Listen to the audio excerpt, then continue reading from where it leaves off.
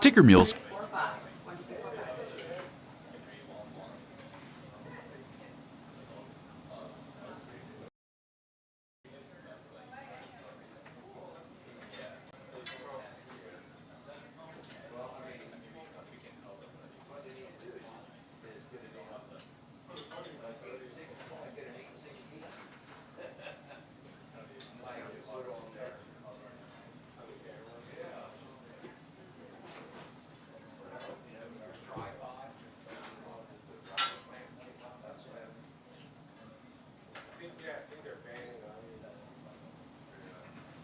Hey, Jim.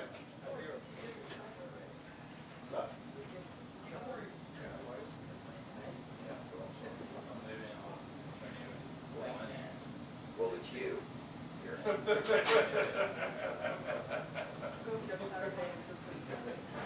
Never respect.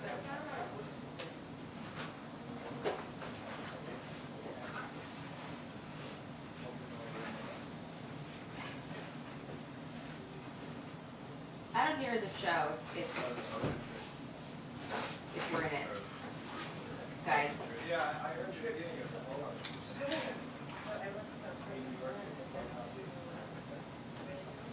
I heard them check me in and then it went south. They may not have just punched you out. That testing.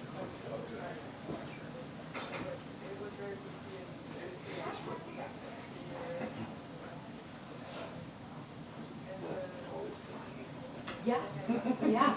No more bubbles so far. But again, I don't get a warning of these things. It just happens. You know what I mean? Or wash them off. It's way too many bubbles for that. There's way too many? Way too many. Like, and it comes out of both toilets. Oh, wow. And like all over the floor, like literally for days after it happened, I was stuffing towels underneath my bathroom doors before I left for work.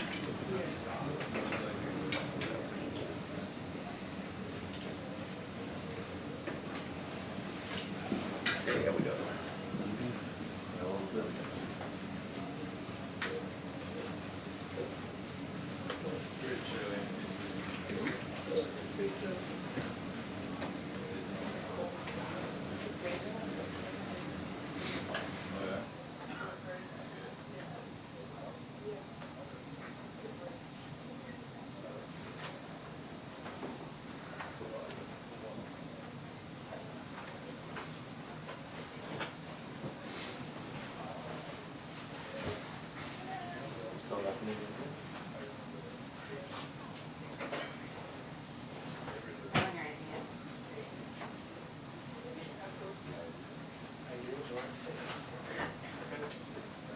Don't feel it, you're.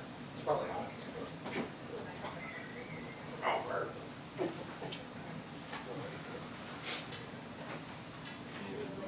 Yes, you do. Which one? You're fine. That way, move this way, back forward, to the left. Exactly. Don't start that. Why is it? Should we not let everyone clap their hands? Oh, yeah. What is a booking room if not for dance lessons? Correct. Yeah. I have to say, I have seen this video on the podium singing. Yeah, there was a guy, there's a person who's up here doing a live shot for a place in Nebraska, who was up here sitting on Eagle's wings. I mean, I guess good for him. Okay. All of us were like, what's going on?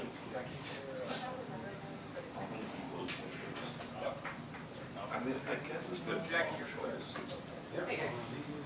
You're all clear, Jackie. Great work. Nice job, Jackie. You know, some of my best. Good I hit. just stand there silently. With a look at existential dread. Yeah. Yeah. Yeah. Yep. Coursing through my veins. Not much. Cute.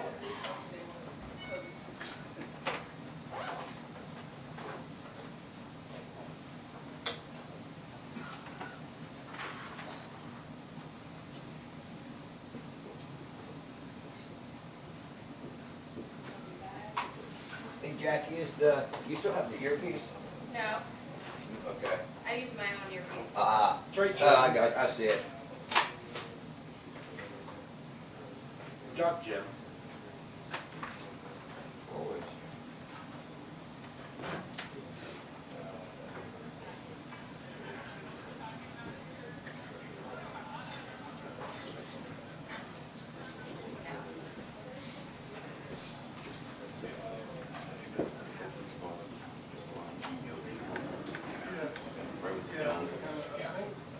Acoustics are really good.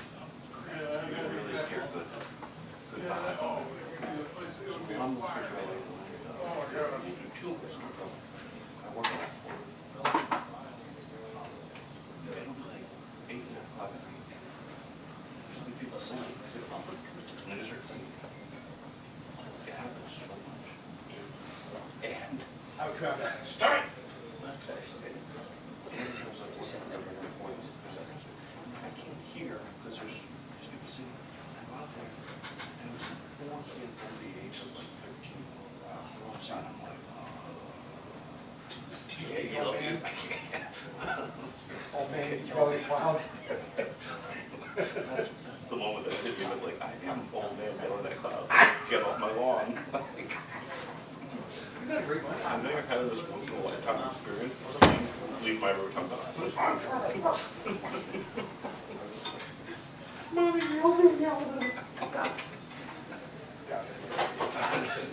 Such a crisis.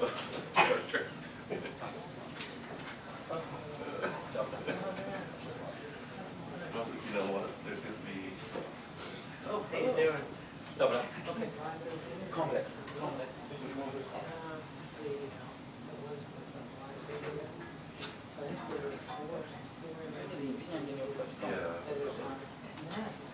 found one with Heather Cox Richardson, the second one, Yeah. which was last year, so.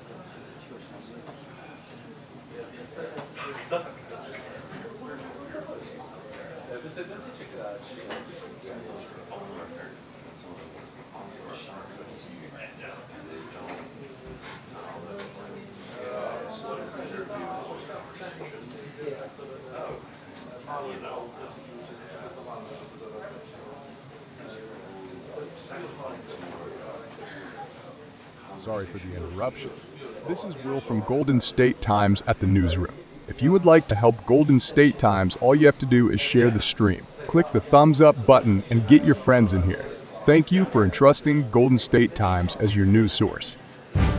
Sorry for the interruption. This is Will from Golden State Times at the newsroom. If you would like to help Golden State Times, all you have to do is share the stream. Click the thumbs up button and get your friends in here. Thank you for entrusting Golden State Times as your news source.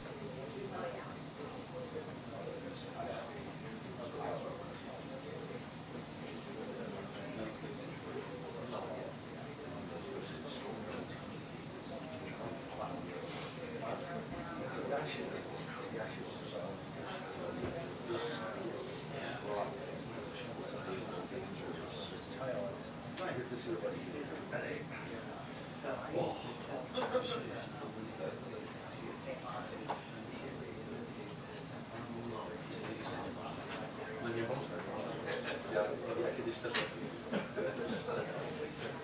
Great job yesterday. Well, it was a moment like to remember for last year. Yeah. Yeah. I was like.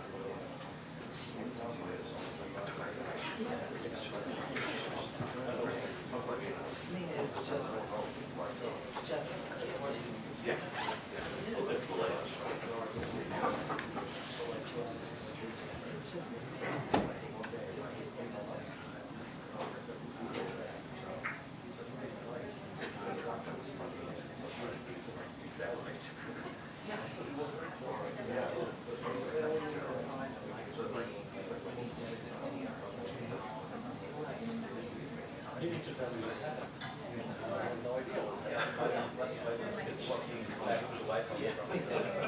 But I don't want you to check. Yeah.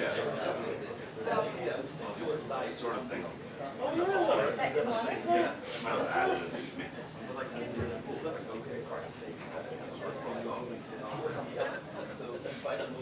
You want the pass? It's in the round. No, I just wondered if you wanted that much. Okay. But I can share it. Can we all comply? there's something, I hope we see magic. Yeah. That would be. And every time I pick up in this water, It's just people don't realize. Oh, yeah.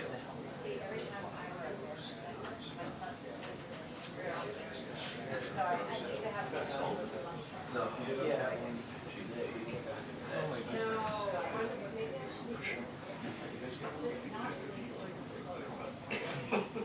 Yeah. He's very good. But he's in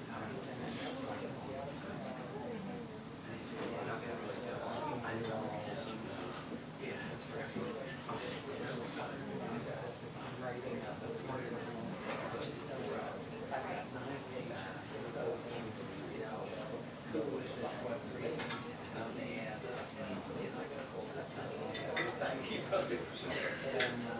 And so now what I want to do, I've done percentages,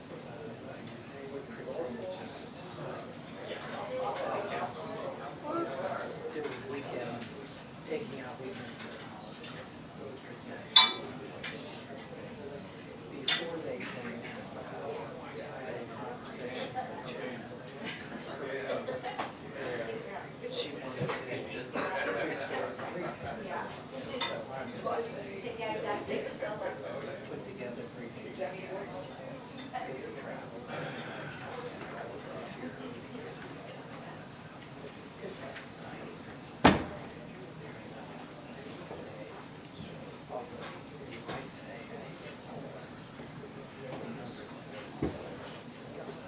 May 13th.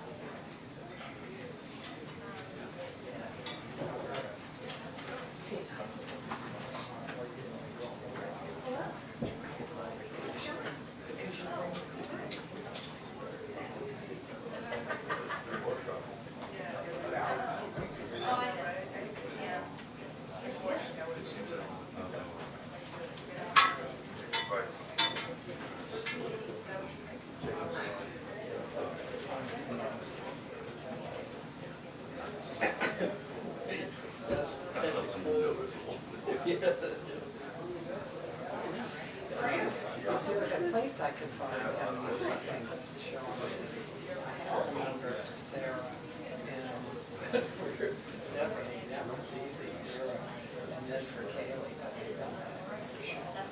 So what I want to do is take their numbers and do 4 years, same thing, same trouble, because I need to compare it to say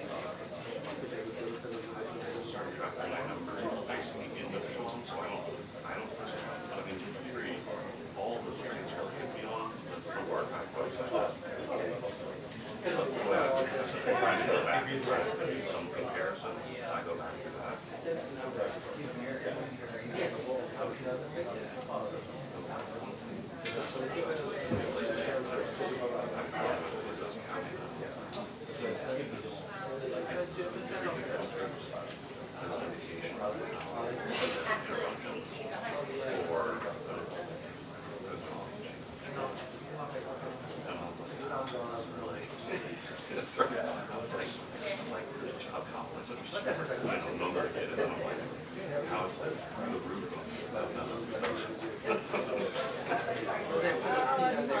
George likes to count questions. I think it's the easiest thing.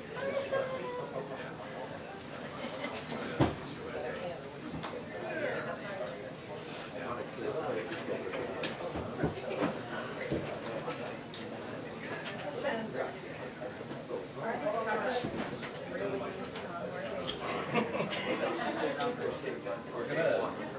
Let's find out. I'll let us know, right? But every-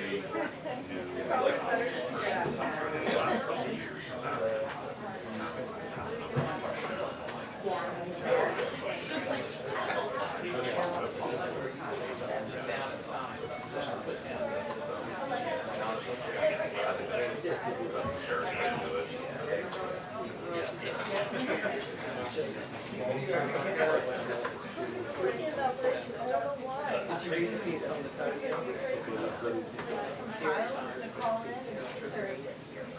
Take it out. Just have her, Whoever like arranged for all this. There's an outlet there. I don't have one over here. Because I gave him a call about so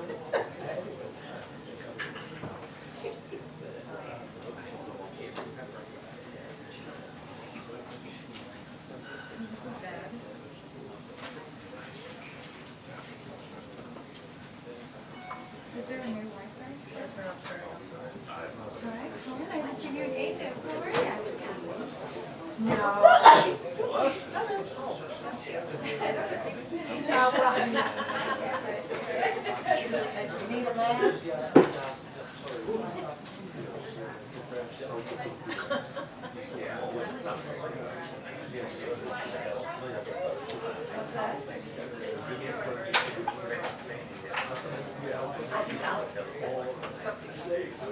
Oh, yeah,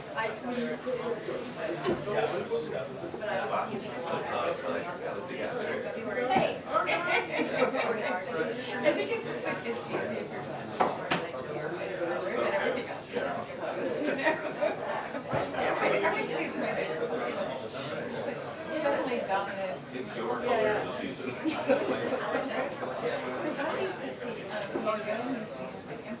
Yeah, they're fun. There's a little bit of like Pangaro version of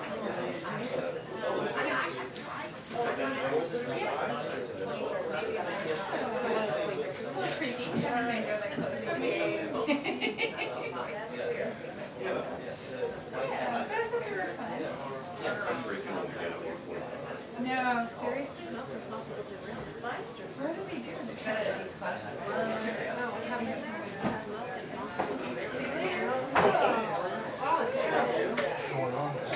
Nothing, how are you?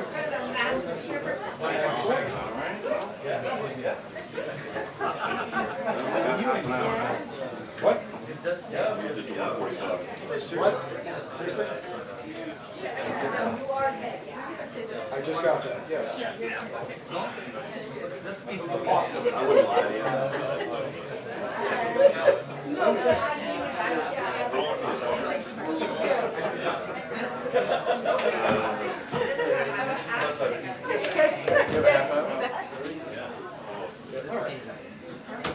Oh, you're not?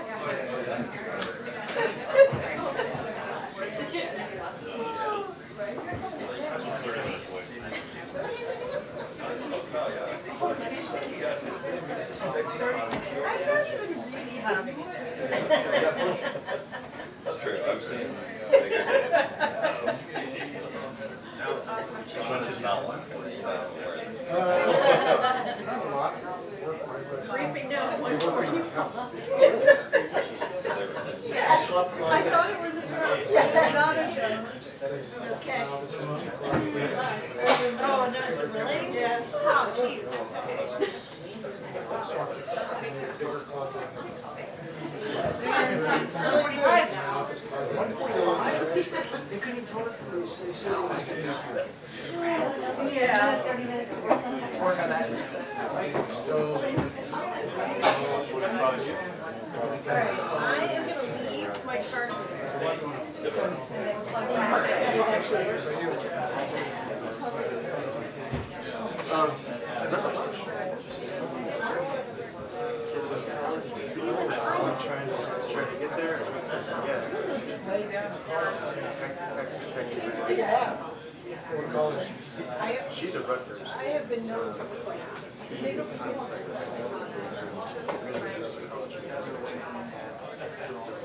Check out it's in New Jersey. Oh, that's right. Alright, I'll stay, I'll stay. I'm gonna go to Prague. You know what this guy plays I bet his question is Is that it? just to say that he's giving up press.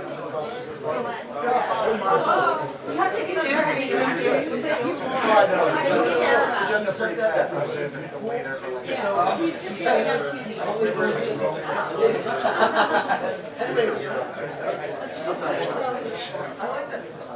I mean, I guess we could. Yeah, I also went, because I'm doing a, you know, one of the most glorious 45 seconds set up spots for presidential candidates. Oh, yeah. And the back to your question.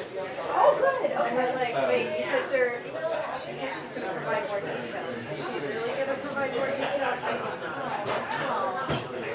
I don't think there's much more. I don't think there is. He said he would go when the time is right. Didn't want to be here. Apparently the time is now right. Yes, that is the right time. No way. Well, does he anywhere?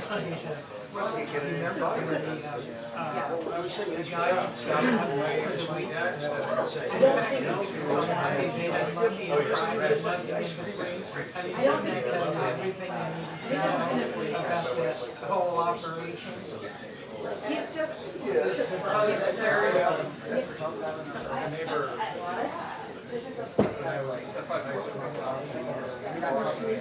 Just like the local Republicans are having.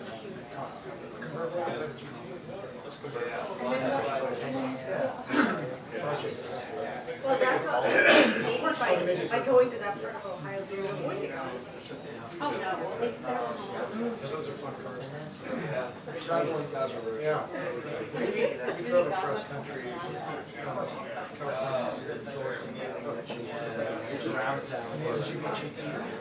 With, it's not too much. I had a Mercedes. They're all small. Yeah, I mean, maybe he'll say it. Yeah, because everything in Ohio is pronounced. Can you say something? Lima. Yes, it is. There's a double, like 72. Oh, yeah, that is, yes. I used to live very near.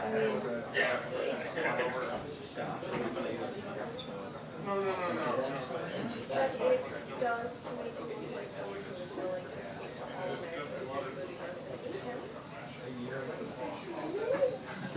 I think we could have done that. So, remember the Maui there was this thing, and that is,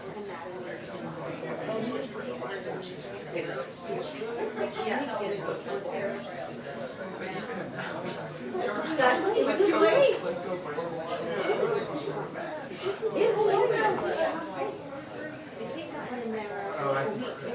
To me, that was very much, she waited to go here. Yeah. But yeah, it was pretty good. I mean, based on my colleagues' friends who are reporting, we really don't need to talk about it. They moved on. They have moved on.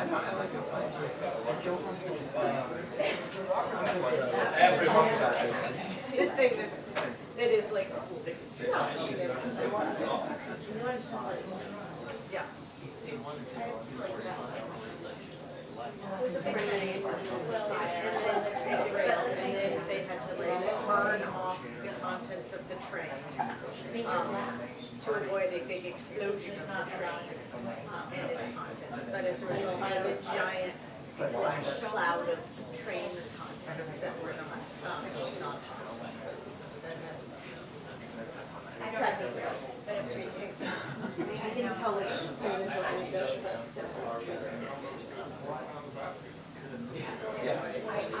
I know what you get through, because I remember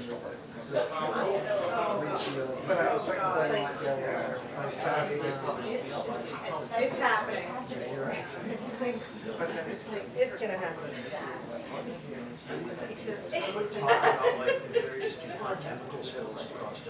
Oh, yeah, exactly. No, I'm telling you, like, I was like.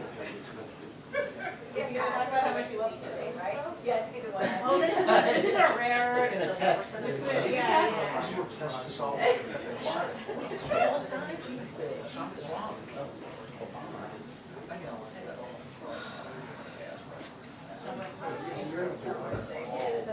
don't know who was in the The Washington exam. Oh. So I'm just gonna. That's the best. Yeah. Yeah. And then do you guys fly back?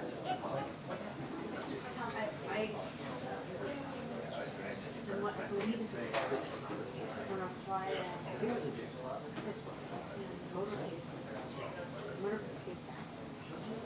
And then fly to, or we're gonna fly somewhere on the eastern shore. Dover. Yeah, so.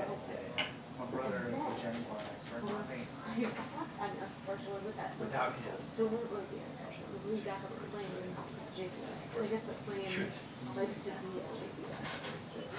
and then I guess somebody else will have to fly the plane. So it's like, yeah. Because if the plane He's got the plane without him. Yeah, yeah. Well, to Dover. Yeah, yeah. So I'll have 3 legs for like Sounds like the plot. 800 miles. It sounds like the plot of Space 3 Jam. very short. Yeah, golden. I think I'm just like, Space Cowboys was like stop I working. think that's like brutal. it's like a 4.5 hour drive. But if you fly, you like get to the airport, you have like an hour flight, and then you go to the Bridgeport station. Just, Yeah. but I don't know if I'm gonna be able to. I messaged her to see how they can, like, yeah.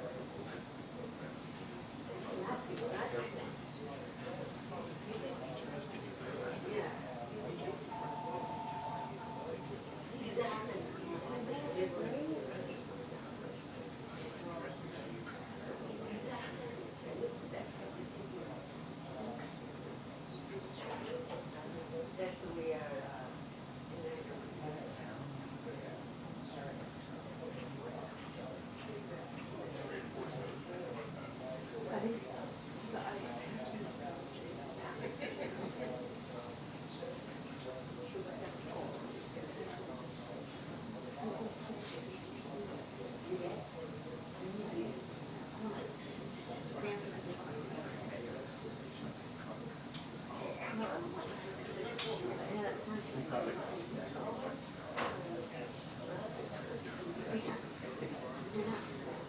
They're not advancing, but they got it.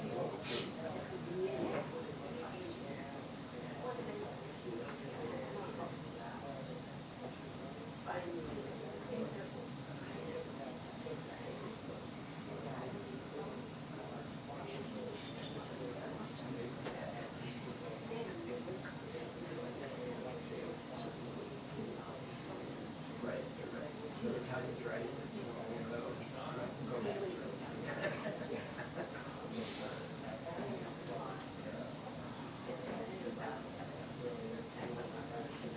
Well, that adds a lot of hassle. well, I'd rather do as much of the JDA. That's true. You know, Yeah, like, but I think for for some some reason, reason I I'm thought that you could put somehow to.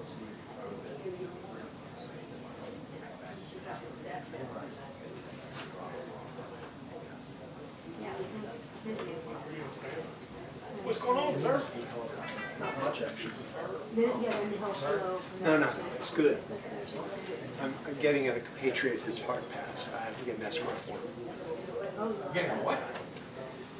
New engineer, he's gonna get his hard pass today, but he needs an escort to get on the premises to go get his hard pass. Yeah, yeah, well, I mean, there's no way you're gonna get it. It's not.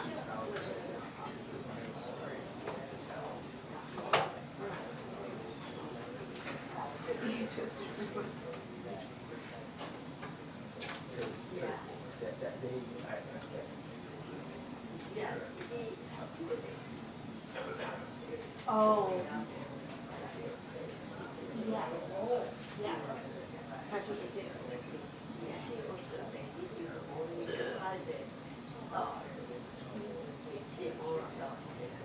So, given that, you probably should. Yeah, there would be no way to cover this. And you're, if you were in a video, They're gonna think what told us to apply.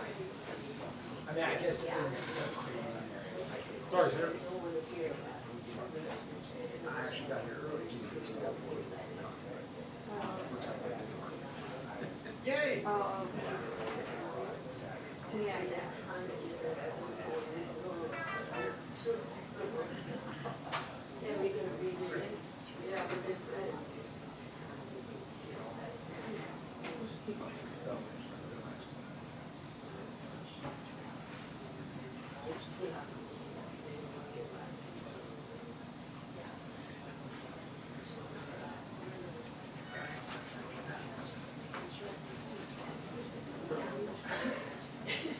Yes, yeah.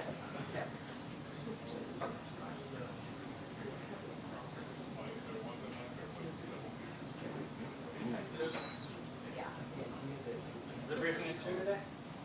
I'm not sure. Okay, thank you. 1:45, thank you, sir.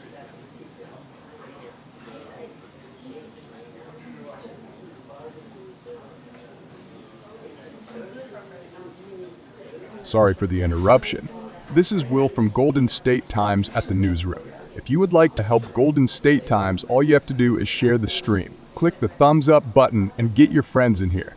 Thank you for entrusting Golden State Times as your news source.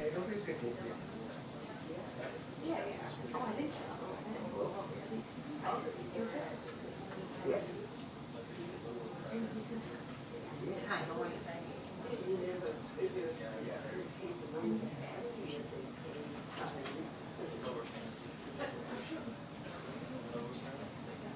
Okay, perfect.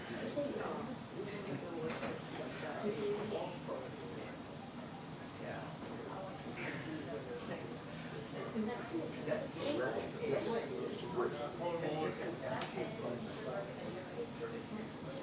Yeah. Like some kind of like these two crazy hospital this down. Like a Venn diagram. It's like Are they what do they yeah. Thank God we don't. You know, There's a dream that died.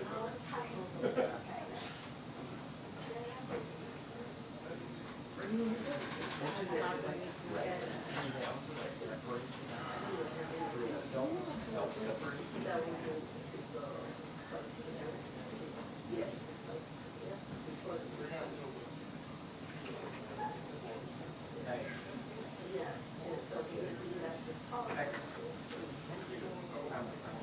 Yes.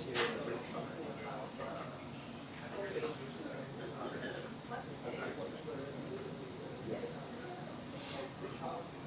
Yes.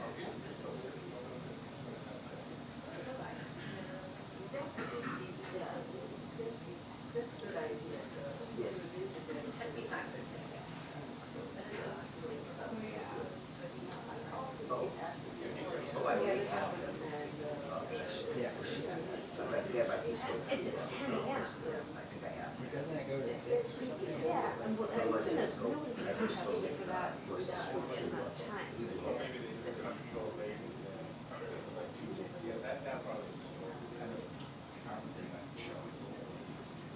Yeah. We show up right at 10. Yeah, I know. Right. Yes. Now, the money in the deposit, that's the community fee that private fee. It also doesn't. Okay. Probably where public Okay. appears. Yes. We determine. And it's so small where it's not big. Right. So I need to come up with that 16 that change. Okay. Yeah, maybe, 2 days, but I'm not sure. If that happens, he's gonna go in. Yes, I know. I know. But maybe, yes, that deposit, we can cover it. That would sound like. Yes. Okay. Yes.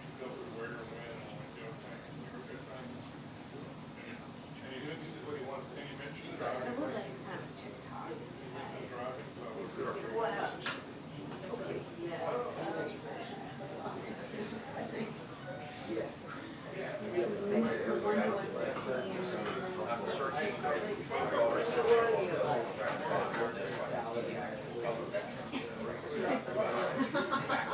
They realized that they had to push back a little bit much stronger.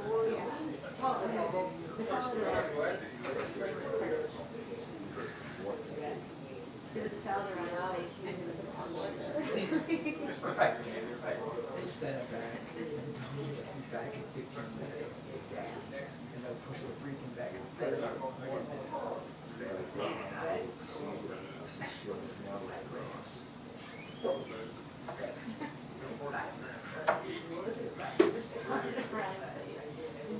Inside, yeah, inside.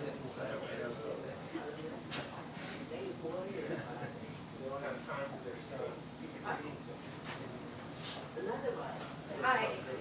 Hey. Found it. Look at this. Maybe you're the reason for it. Yeah, Maybe they said, well, Katie's hard passed, and she's trying to look at They her. always make such an effort to accommodate me that I bet that's true.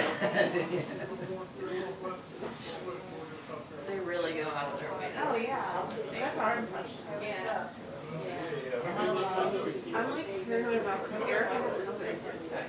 By the way, surprise. Were you She didn't tell me. Well, she just tested this morning. I mean, she should have brought it home.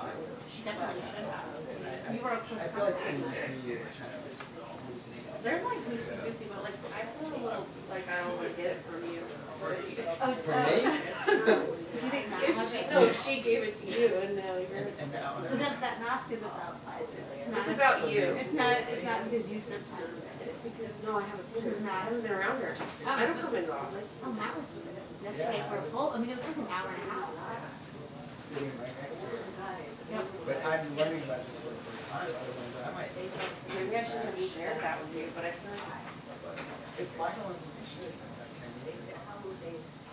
So that means she's not gonna go to. He's telling us. Oh, she was at the wedding.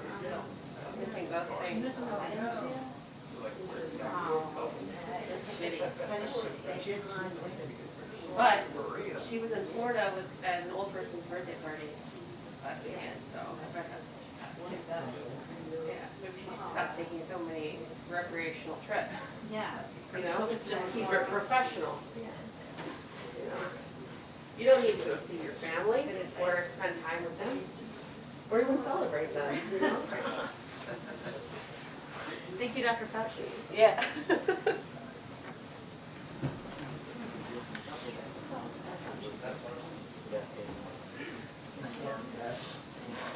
I think I do.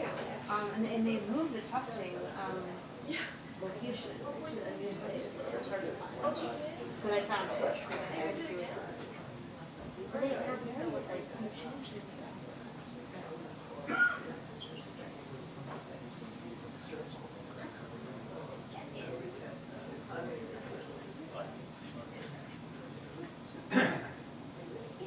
Lots of we'll see.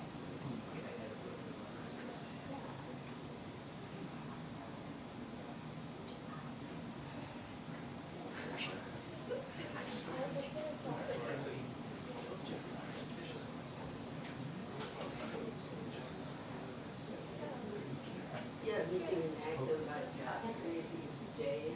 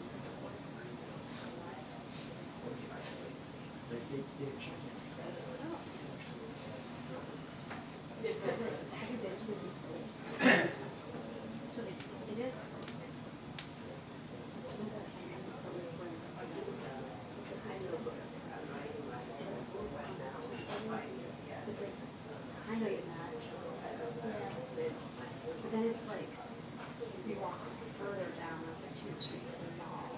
I had to go to that and then they send you this sort of vacant looking building.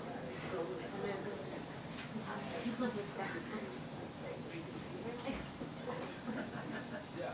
happening.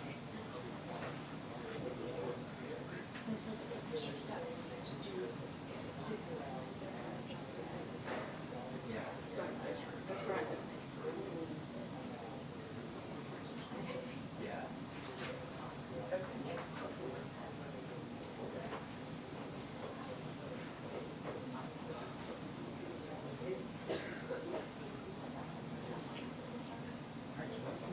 I know. I mean, really kind of.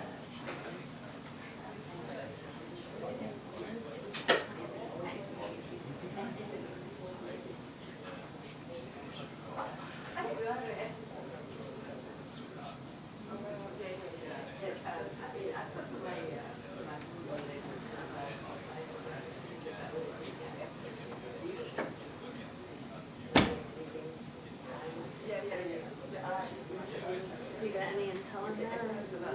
No. I don't, I'm just trying to understand, like, stuff on this trip. Oh, I asked a question yesterday that yielded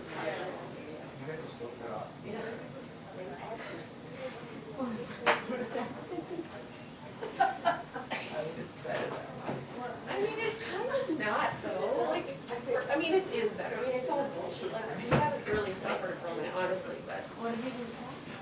Just did everything, just love most things involving domestic.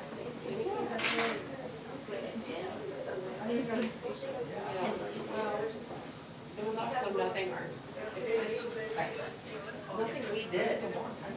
But it was us. It was a year ago. What do you mean about that? I have noticed your coverage, it's just like. It's really shitty. Without embargo, reference. But like, I wasn't ready to see. No, this is my seat. And I was like, you like, just take, you should be information on what I'm listening at. It's just really. It's just fun. You know, at this rate, they're gonna just like delay the briefing here, right?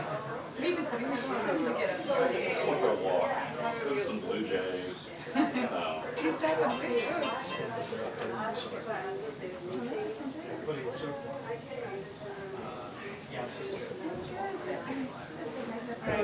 It's such a great story. Can I play back after?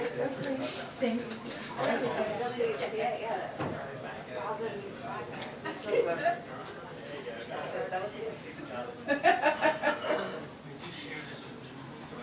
This story has everything. It's like, I don't know. I'm not, I don't know. The nice thing about being at the end is that I can sort of, I don't have to displace a bunch of people getting in and out. So Justin, that, the armed protester in Wilmington, can you discuss? I mean, that's so great. That's so great. Yeah, I mean, I think she led Kelly well and Kelly Tyson. I also like August. Very good. Where? Kelly does. How nice. She doesn't have to worry about it. Oh, yeah, that's right. Well, Biden did issue a statement. They let have one sneak out in 4 days. Oh, drinking wine. Yeah, right. Italy thing. That's very, very cool. Marcia. Hey, how you doing? Oh, no. Seriously? They're like, Really? That's kind of a joke, actually. When I came up for 145, I thought this is an example of co-worker experience. This is my third job, and every time I it's like delayed. You know, and it was like, was it originally? And oh, and we were getting started. Oh, is it delayed? Is Joe Biden? Somewhat not. Well, I don't know, I just, it was, it felt a little like, so it did feel a little aggressive because he was so close to us, and it wasn't protesting protest, it was like, he was protesting us. There's a protester around, and at the crowd, and Wilmington. Oh. And he was like, probably like, maybe 10 feet away. Yeah. When was this? Over the weekend. Yeah, he was, Yeah, it was, didn't the Secret Service like? well, they were there to protect us. No, they weren't raising up there to protect us. And it's open carry, Delaware, and he wasn't doing anything that like. What was the state? It just felt very, it just felt like he was a little. And he's yelling at us specifically. You know, like that's what. So what is?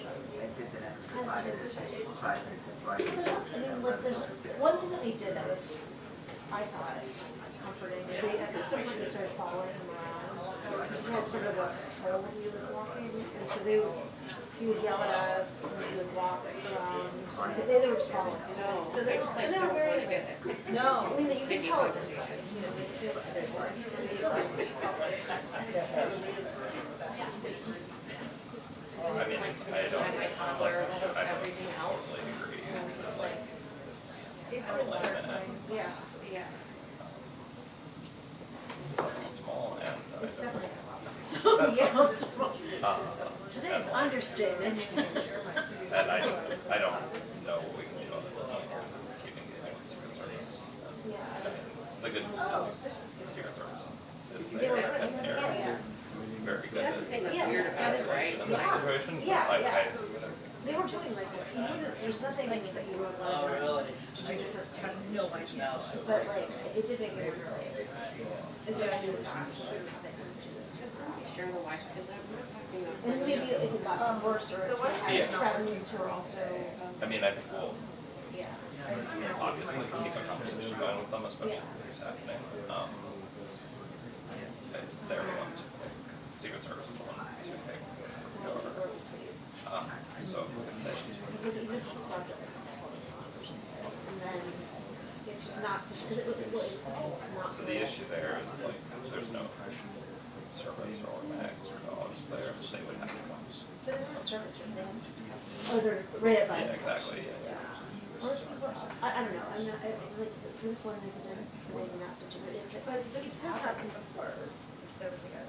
Yeah, it was something, I think it's the same. Yeah, it seemed like it's the same. And it's just the one guy, but like. But you get, other than the fact that he's open carry, he seems threatening, because He's he's yelling at you. Yeah, and he's got a bill, he's trying to sound like a, he's trying to. Is he making any sense? He Or is is. this a mental illness situation? He's making like a cogent argument, I guess, you know, which we're familiar Then with. would it be going in? No. But like, You know, fighting, and what are we the the people, and he wanted to get on the bus, he wanted to get on the bus. So the service was great, they were just like, they weren't asking, they were just like, that's. You know, they were very like. We're trying to diffuse that. Yeah. You felt our expert intelligence. Yeah. Yeah. But at the same time. Still pretty unsettling though, to see that. Yeah, absolutely. Yeah, it was just kind of like, you know,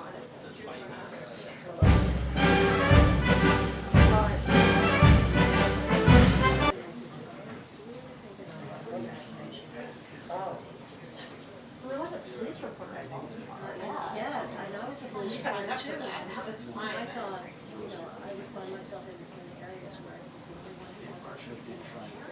But, I still didn't feel. There's nothing you could do.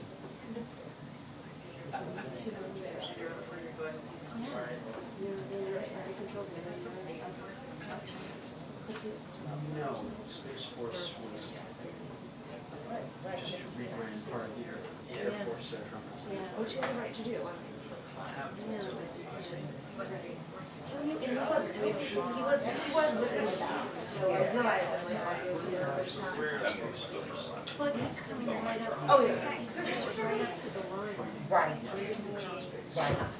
That's, it seems like under their. Most of the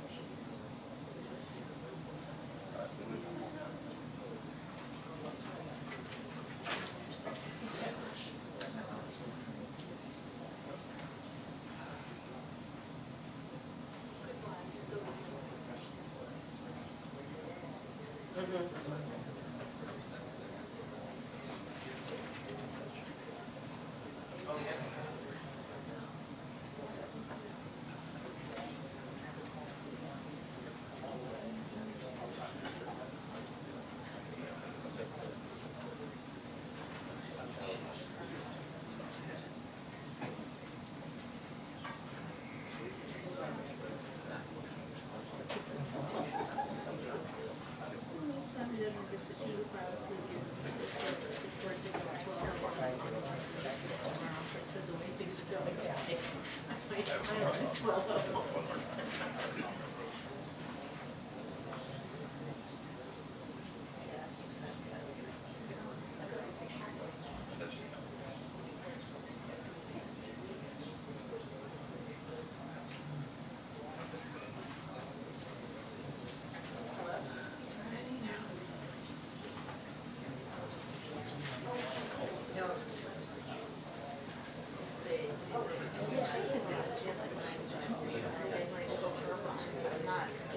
You're not really that into it until I kind of like get you know like her position like the position. Yeah. Right now I'm like, oh, if I have just on my intended to, I need that by now. Yesterday,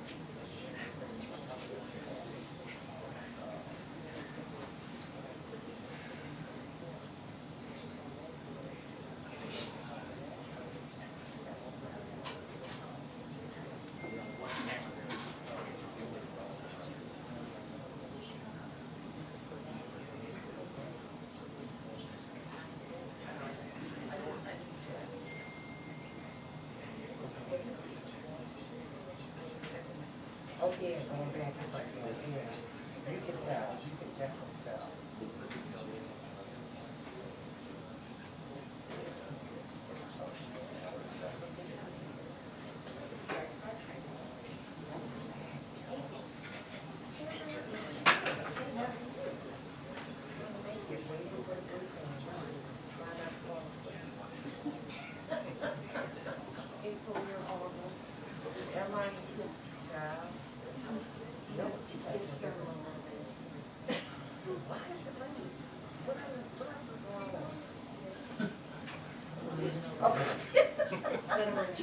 Do the hands again. What else is going on? Do the hands, come on.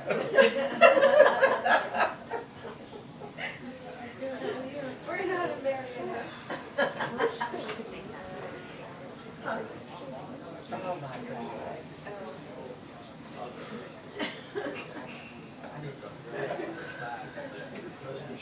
explain the building. So how many people will be getting polio? Say two.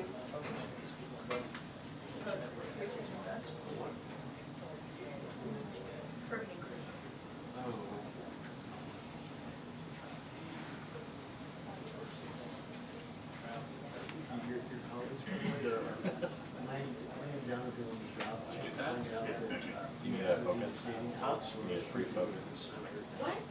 We definitely had that story on our homepage.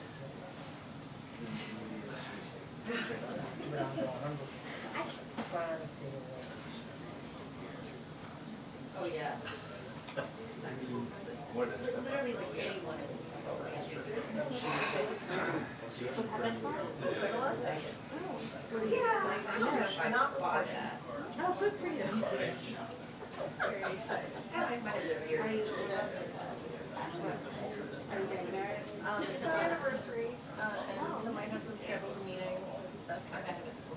Oh, okay. Yeah, he did. That's why he was so rude. So I'm going. I did it years ago. My husband's And I gathering gathered but we're gonna go see. Oh, wow. Oh, that made like, oh, that looks really cool. Attention, the presentation will begin in 2 minutes. Thank you. Yes. Right on time. Yeah, just. I think they're just, yes. Okay.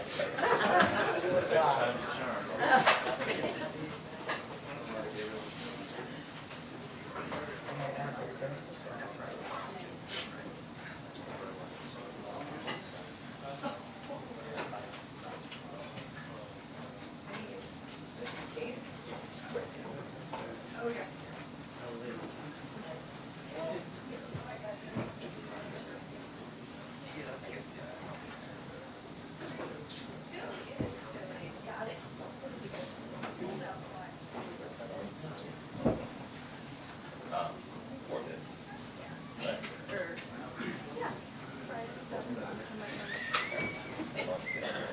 It's like a Saturday Night Live routine.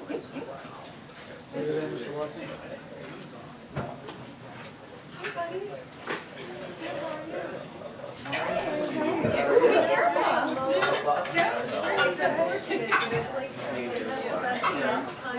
Really? Oh, thank you. How are you?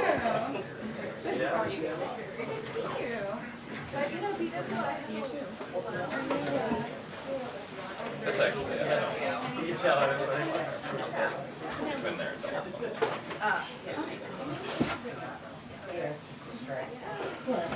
Thank you.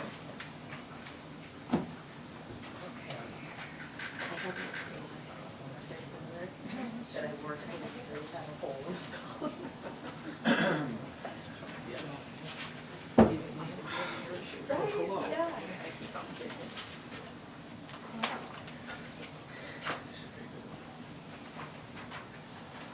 How you doing? Good, how are you? Good. Good to see you. Thank you. Pink Week. Pink Week, speaking of. All right. Good afternoon, everybody. So once again, I'm starting the briefing on a pretty sad note. Yesterday, multiple gunmen opened fire during the Chiefs' Super Bowl parade in Kansas City, killing 2 innocent people and wounding more than 20, including several children. We pray for the families who lost loved ones, and we wish a speedy recovery to those who suffered injuries. Since this horrific shooting yesterday, the president has received regular updates from his team, and senior White House staff have been in touch with state and local leaders. We also thank both federal and local law enforcement and other first responders for springing into action to prevent the further loss of life. As President's statement said yesterday, the Super Bowl is the most unifying event in America. Nothing brings more of us together. For this celebration to be turned to tragedy yesterday in Kansas City, cuts deep in the American souls. But the Kansas City shooting was not only. Yesterday also marked 6 years since Parkland, and Tuesday marked 1 year since the shooting at Michigan State University. We've now had more mass shootings in 2024 than there have been days in the year. Gotta think about that one. Through executive action and implementation of the Bipartisan Safer Communities Act, the President has taken action to keep guns out of dangerous hands by expanding red flag laws, enhancing background checks, and cracking down on gun trafficking while also making historic investment in violence prevention. But as we all know, it is not enough. Congress must act. Congress needs to act. And it is shameful that we have not seen more action on this. We need to ban assault weapons and high-capacity magazines, require safe storage of guns, pass a national red flag law, enact universal background checks, and invest in proven solutions that reduce violence. We know these actions can save lives, and our communities literally can't afford to wait. Now, on another note, you saw an announcement today. We are excited to announce that President Biden will welcome President Duda, Prime Minister Tusk of Poland to the White House on March 12th for a joint meeting. The meeting coincides with the 25th anniversary of Poland's accession to NATO and underscores the United States and Poland's ironclad commitment to the NATO alliance, which makes us all safer. They will discuss our support for Ukraine as well as the strong U.S.-Polish strategic energy security partnership, its robust economic relationship, and the United States and Poland's shared commitment to democratic values. And with that, I will turn it over to the Admiral, who's here to share some newly available information that has captured Washington's attention, as you all know. Admiral? Thank you. Good afternoon, everybody. I know that Chairman Turner's letter to House members and his subsequent post on social media about a national security threat has prompted a lot of questions. While I am limited by how much I can share about the specific nature of the threat, I can confirm that it is related to an anti-satellite capability that Russia is developing. I want to be clear about a couple of things right off the bat. First, this is not an active capability that's been deployed. And though Russia's pursuit of this particular capability is troubling, there is no immediate threat to anyone's safety. We are not talking about a weapon that can be used to attack human beings or cause physical destruction here on Earth. That said, we've been closely monitoring this Russian activity, and we will continue to take it very seriously. President Biden has been kept fully informed and regularly informed by his national security team, including today.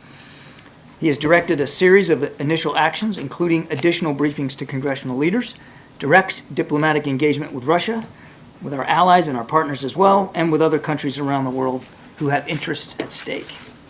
The intelligence community has serious concerns about a broad declassification of this intelligence. They also assess that starting with private engagement rather than immediately publicizing the intelligence could be a much more effective approach. We agree with that, which is consistent, of course, with the manner in which we have conducted downgrades of information in the past. This administration has put a lot of focus on doing that in a strategic way, a deliberate way, and in particular when it comes to Russia. And there's two things that we always do first when we consider about downgrades. One, we work with the intelligence community to conduct a thorough scrub of that intelligence to make sure that we are protecting sources and methods. And two, we sequence our private diplomacy with our public disclosure to ensure the maximum effect. In keeping with that approach, our National Security Advisor, Jake Sullivan, is meeting this afternoon with House leadership and committee chairs and rankers this afternoon to brief them on the latest intelligence and our analysis of it. And we will brief the Senate when they are back in session on the 25th of February. I'm not going to get ahead of those discussions.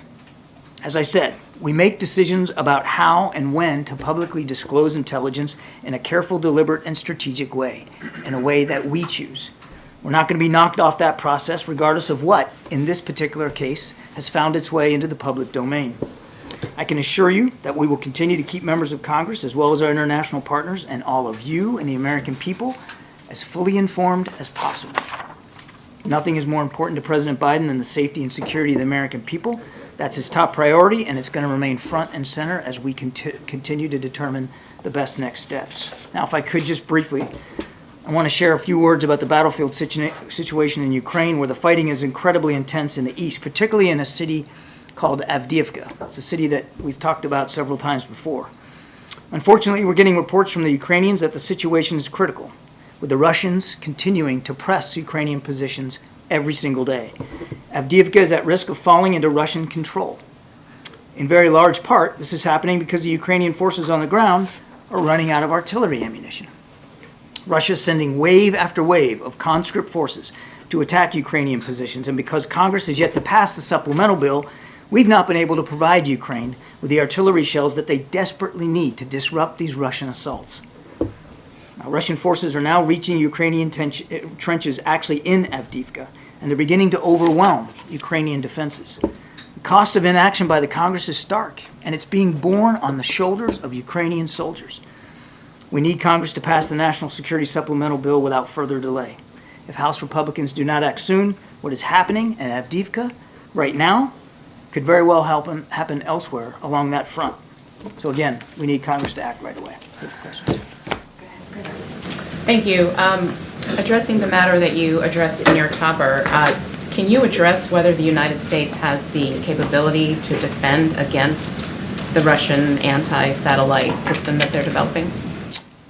I would tell you that this is still a development, it's still a capability they're developing. We are still analyzing the information that's available to that. I would not speak definitively about our strategic deterrent capabilities one way or the other. We don't talk about that publicly.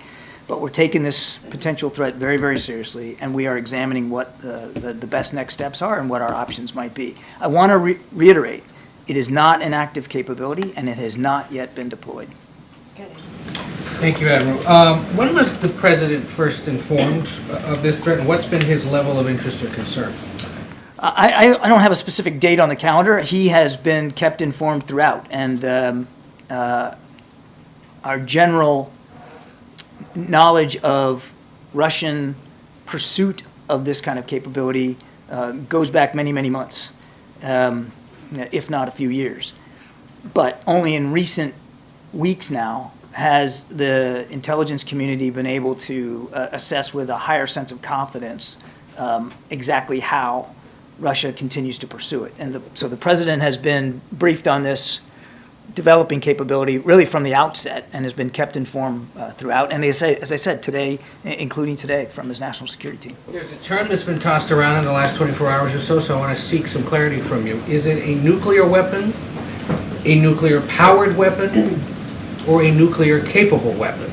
I'm not going to be able to go into any more detail than I did in my opening statement. It is an anti-satellite capability that they're developing, and beyond that, I will not go. You've spent some time, though, around nuclear material or weapons in your previous military career. What the heck is nuclear capable? What is nuclear capable? Well, I mean, I guess it depends on the purpose of the device we're talking about. I mean, we talk about making sure that Australia has nuclear-powered capable submarines, and of course so nuclear energy can be used for propulsion in an engineering sense. It can also be used as a weapon. So nuclear capable could be either of those? I am not going to get into any more detail about this particular capability than I have already. It's just not prudent to do that. As I said, we work on downgrades of intelligence in a strategic, deliberate way. We're not going to get knocked off that approach, regardless of what's out there. Thanks, Karine. Thank you, John. Your statement just now seemed to push back on Turner's call for the administration to declassify this information and the fact that he made that desire public.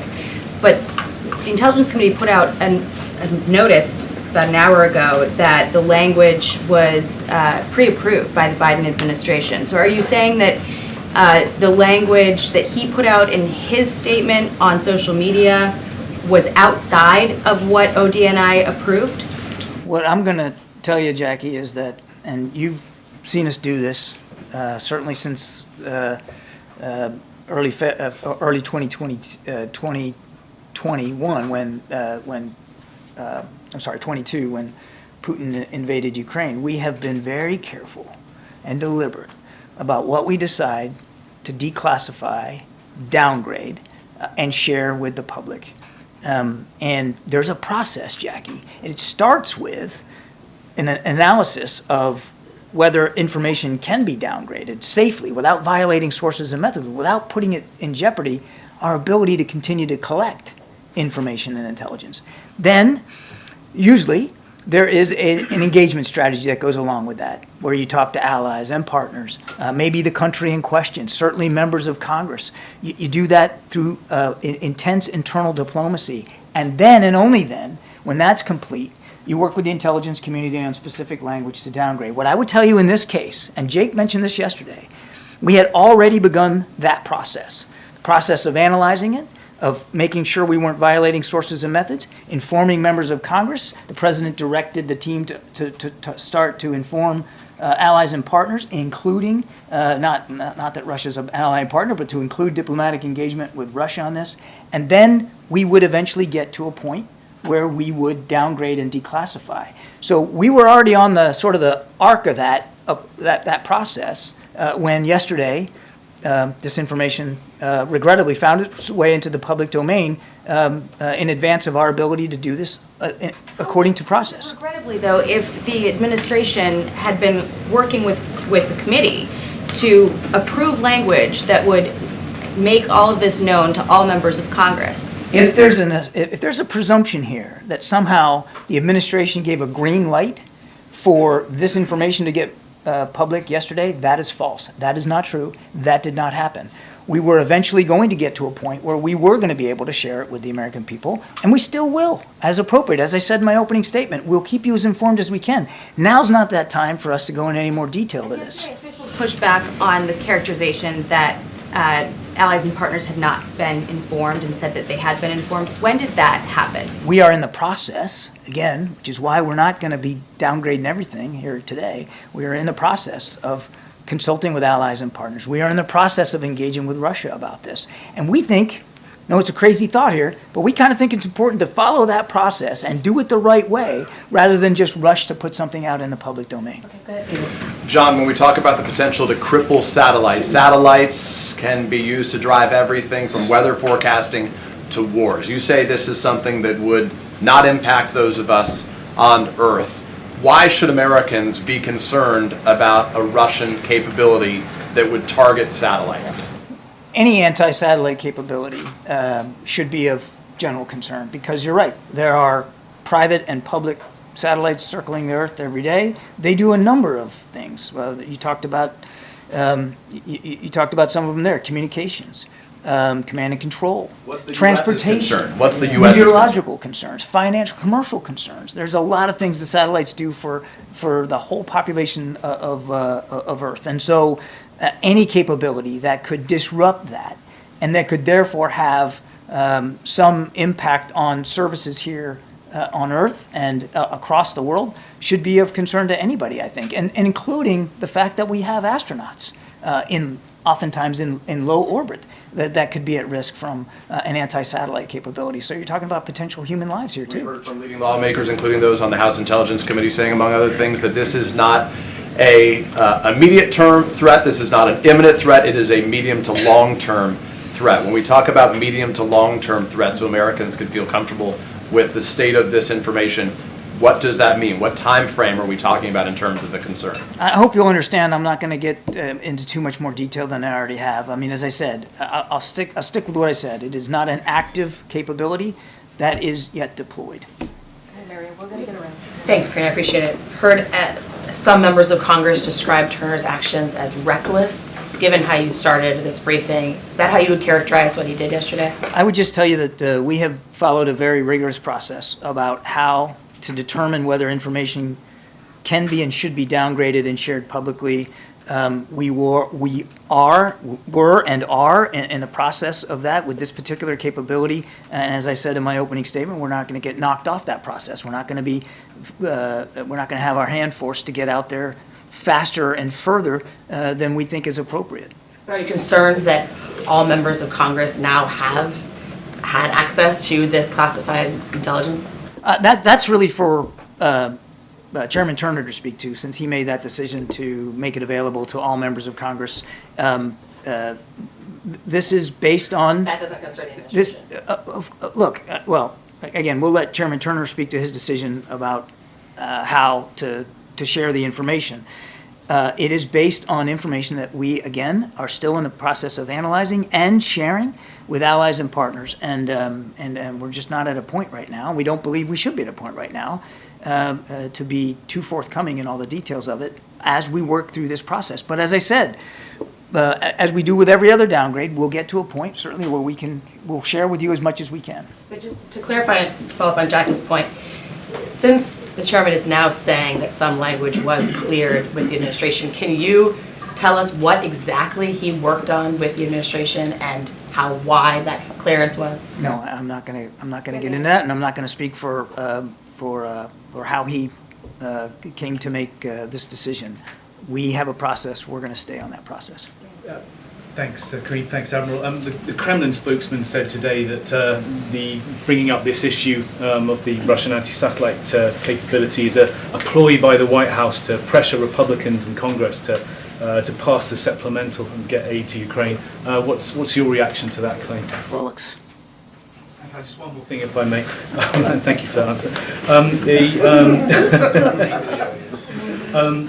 Last night, the leaders of Australia, Canada, and New Zealand issued a statement warning Israel against any offensive in Rafah, saying it could be devastating and catastrophic. These are some of the closest U.S. allies and part of the Five Eyes group, obviously. Can you tell us why the United States thinks differently to them and still feels that it's possible that Israel can offer that may be able to offer a credible plan for an offensive that can protect civilians? I don't see a whole heck of a lot of gap between what they've been saying and what we've been saying. I mean, I can't speak for them. I can just tell you that we continue to believe that under the current circumstances, without a credible plan, as the president said, to account for the more than 1 million Palestinians that are down in Rafah, make sure that they have a place where they can be safe and secure and out of harm's way. Without that credible plan, a major operation in Rafah would be a disaster. We agree with that. And we're continuing to talk to our Israeli counterparts about what that plan might look like. Okay. John, thank you. Going back to what you were saying to Peter about satellites, life as we know it revolves around satellites, and it sounds like something would be greatly impacted or even gravely if these satellites were attacked.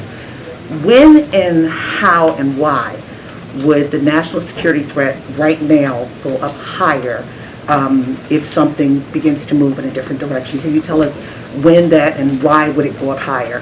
It's difficult to answer that question at this point when we're talking about a capability that we don't believe is active and not deployed. We will engage directly. We plan to engage directly with the Russians about this, and as well as allies and partners. And as I said, we'll continue to work through what our next steps and our approaches might be. I don't want to minimize the potential here for disruption should there be an anti-satellite capability of any significance. It could affect services here on Earth. There's no question about that. That's why we are taking this so seriously. And lastly, as we're dealing with this and looking at the complicated relationship that the United States has had with Russia, and you say you're going to go into conversations, do you really trust Russia when it comes to the satellite? There's no issue of, it's not about trusting. And I think our record on dealing with Russia appropriately, I think, is pretty well established. It's not about blind trust with Russia. In fact, it's quite the opposite. Is it trust but verify? Look, we're not in a position where we're trusting what's coming out of Russia. What they say, we watch what they do, and we analyze what they do, and then we make our own decisions, our own policy decisions about what we're going to do based on their actions or their inactions. Thank you, Karine. John, staying on Russia before I move on to the Indonesian election, but on a slightly different track, Vladimir Putin said that a Biden administration would be more stable and better than a Trump administration. Your reaction? I think Mr. Biden, no, I'm sorry, I think Mr. Putin knows very well what this administration has been doing to counter Russia's malign influence around the world, and certainly what they've been doing inside Ukraine. We've demonstrated over and over and over again how willing we are to push back on what Russia's doing, again, particularly in Ukraine. And Mr. Putin should just stay out of our elections. Indonesian election, the candidate Prabowo Subianto has claimed victory. A couple of questions. Number one, when does the administration plan to congratulate him? Are you planning to wait for official counts to come out, which could be days or weeks? And number two, this was an individual who was banned from entering the United States for many years due to allegations of human rights violations, including the abduction and torture of pro-democracy activists during the 1998 ouster of his then father-in-law, President Suharto. So is the administration comfortable working with a person with such a track record? We'll make our congratulations known at the appropriate time. I don't have, I couldn't give you a date certain or a time certain for that. As I understand, the results are still coming in. And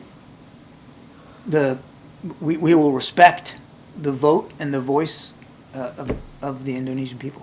So, but just to clarify, though, the Trump administration did grant Prabowo Subianto, who was then Indonesia's defense minister in 2020, and invited him to the U.S. because of concerns that Jakarta may be veering too close to Beijing.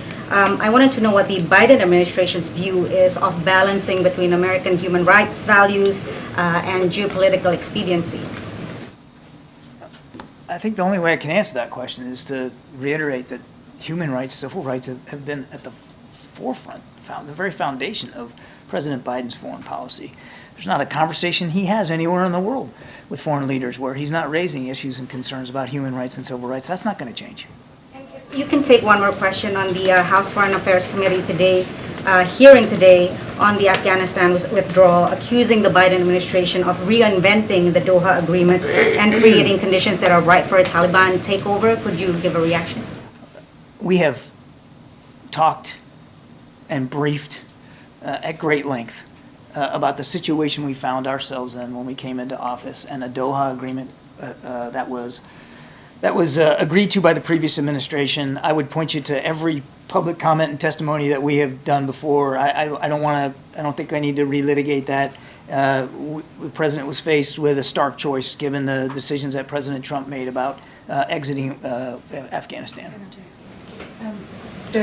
Martin Griffiths, the UN aid agency chief, today said in an interview with Sky News that Hamas is not a terrorist organization. He later clarified that it is not on the list of groups that the United Nations has of terrorist organizations. What's the word from Washington and from the White House about those comments by Martin Griffiths? Hamas is a terrorist organization. We've said so. It is. It just is. And you don't have to look any further than what they did on the 7th of October to see it in stark terms. And my goodness, take a look at their manifesto, even the one that's so-called watered down in 2017. There's no doubt they just want to wipe Israel off the face of the map. This is a terrorist organization, pure and simple, period. Is it helpful? I mean, do you find, have you reached out to Griffiths to... I'm not aware that we've done any reaching out, nor do I think we need to. We have made very clear our views of what Hamas is. Okay. And then I just wanted to follow up. Israel's finance minister has ordered these flour shipments not to go into Gaza because they were going through UNRWA. Over the weekend, a senior administration official said that there was hope that those flour shipments, including a very large U.S. shipment, could actually be delivered. It would feed something like 1.4 million Gazans over 6 months. What is the status of that? And what can you do to ensure that those shipments get in?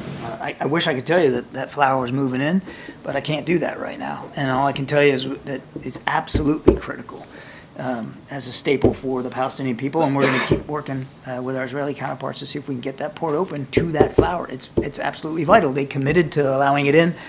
We want to make sure that happens. Did Netanyahu assure the president over the weekend that that was going to happen? I don't have anything specific from the call that they had about that particular issue, but believe me, we're mindful of the comments made by members of the cabinet about flour in the Ashdod port, and we are working it very, very hard. It's critical that that flour get to people in need. And then just one more on the anti-satellite weapon capability. So in 2007, the Chinese destroyed a satellite on orbit, smothered into many, distributing a lot of debris.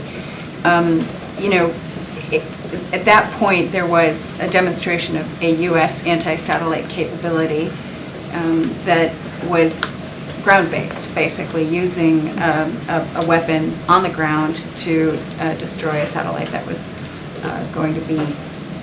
falling to Earth, that posed some danger. Can you say whether the weapon, the new capability that the Russians have developed, is in fact space-based, or does it involve some test of a weapon that is based on the ground? It would be space-based, and it would be a violation of the Outer Space Treaty, to which more than 130 countries have signed up to, including Russia. If I could circle back to the direct diplomatic engagement, has that contact actually been made now with Russia? On what level are these conversations? We are in the process of that. On what level is it? With state, with defense? We've reached out to we reached out to the Russian side, but we have not secured actual conversations at this point. And then you talk a lot about when you're thinking about declassification that you need to be concerned about not revealing sources and methods. The way that this was rolled out yesterday, is there any concern that sources and methods have already been compromised? We're asking ourselves that very question right now because we want to be able to make sure we're not, or that in any way, shape, or form anyone could potentially compromise sources and methods. So we're working our way through that analysis right now with the intelligence community. And if I could, really quickly on Israel, it's our understanding that the CIA Director Bill Burns traveled to Israel to meet with Netanyahu today. What was his message to him? I make it a golden rule not to speak to the CIA Director's travel. I'd have to refer you to his staff on that. But I will tell you, just in general speaking, I'm not going to talk about his travel, but he has been very deeply involved in helping us with the hostage deal negotiations, and that work will continue. And we are very much shoulder to the wheel to see if we can get something done. Good, Michael. John, you said that the administration is in the process of reaching out to Russia about this issue. I'm just wondering if Chairman Turner's actions in any way complicates those discussions for you, makes it more difficult. We'll have to see. In the back, way in the back. Thank you, Karine. I have two questions for you, John, on Polish leaders' visit to the White House next month. On March 12, 1999, 3 countries were admitted to NATO: Poland, Czech Republic, and Hungary. Why President Biden invited only leaders from Poland? And the second question, why he invited both leaders, the Prime Minister and the President? This is quite unusual, but 2 leaders from one country, especially that the President Biden had not invited the former Prime Minister of Poland to the White House. He only met with Vice President Harris. This is a great opportunity to celebrate the 25th anniversary of Poland coming into the alliance. It's also a terrific opportunity to show our gratitude for everything that Poland has done, not just as a great NATO ally, and they are, but everything they've done to help support Ukraine, including security assistance and hosting more than 1 million, I think it's 1.5 million, Ukrainian citizens on their soil. They've been generous, they've been spirited, they have been strident in the support of the alliance and in Ukraine, and the President's looking very much forward to seeing both leaders here in Washington, D.C. Both at the same time. That's quite unusual, right? This was all done in consultation with our Polish counterparts in terms of how we were going to structure this meeting. And again, the President's very excited, very much looking forward to it. Start wrapping it up, guys. Thank you. Now that the Pakistani elections are over, several U.S. congressmen have raised the concerns about the way it has been handled. They said it's not free and fair. Does the White House believe that the Pakistan elections were not free and fair and the people's mandate is not being respected there? We're concerned, and we share concerns about some of the reports that we've heard coming out of Pakistan in terms of intimidation, voter suppression, that kind of thing. And so we're watching this very, very closely. And as I understand it, votes are still being tallied, so international monitors are still taking a look at those tallies. I'm not going to get ahead of that process. And secondly, in last several weeks, several Indian students and Indian American students have been attacked throughout the country. There's concern among their parents. As you know, India sends one of the largest number of students to the US. There's some concerns in India and the parents that the US is no longer safe, could not be longer safe for their students and reluctant to send the kids here. What is the message to them? There's no excuse for violence, certainly based on race or gender or religion or any other factor. That's just unacceptable here in the United States. And the president, this administration, has been working very, very hard to make sure we're doing everything we can to work with state and local authorities to try to thwart and disrupt those kinds of attacks and make it clear to anybody who might consider them that they'll be held properly accountable. John, you mentioned the Outer Space Treaty several questions ago, and that is, as you said, enforced, but Russia has pulled out of several arms control treaties in the last few years. Is the administration confident that this treaty is not going to go the same way, that there's faith in the Russian government to not unilaterally violate the treaty? And if they do, will the U.S. pull out of the treaty to keep pace? What Russia does with its treaty requirements is up to Mr. Putin to decide. I can't answer that question. And I'm not going to get into a hypothetical about what we would do or what we wouldn't do. We are engaging, we're going to engage with Russia, we're going to engage with our allies and partners. We are a signatory to that treaty. We take our obligations under that treaty very seriously, and we have no intention of violating it. There's been some speculation that the spur for developing this weapon has been the use of U.S. launched satellites from SpaceX by Ukraine, Starlink satellites. Is there any truth to that? Is there anything that you can say on whether this weapon? Whether that's the motive here? Yes. No, I'm not going to get into any of the intelligence analysis. As I said, we're still working our way through this. We still have to brief members of Congress, allies, and partners. I'm not going to get into that. All right, last question. You had mentioned regarding this Russian situation that the information that was disclosed made its way into the public domain. Well, that was Chairman Turner. Have you ever had a situation before where a chairman of an intelligence committee has disclosed publicly information of this nature or any other intel information that normally stays within committee? I don't know of a similar instance here, but as I look back at the news coverage yesterday, just to be clear, much of the reporting about the supposed alleged details of this capability came from anonymous officials. Thank you so much, Adam. Thank you. Appreciate it. Thank you, John. Thank you. Thank you. Thank you. All right, Darlene. Thank you. Do you have anything to share on a lockdown at Malmstrom Air Force Base in Montana? No, that's the first I'm hearing about that. So I would have to look into that and get back to you on that. Secondly, in Venezuela, the government today ordered the local UN Office on Human Rights to close up and gave its staff 72 hours to leave. Is there any reaction from the U.S. to that? So I don't have any reaction at this time. Obviously, that's something that we are concerned about and obviously going to continue to monitor. I just don't have an immediate reaction to that at this time. Final question. The CEO of Ford, Jim Farley, was at an auto conference in New York today. He said the company will have to rethink where it builds future vehicles after the long UAW strike.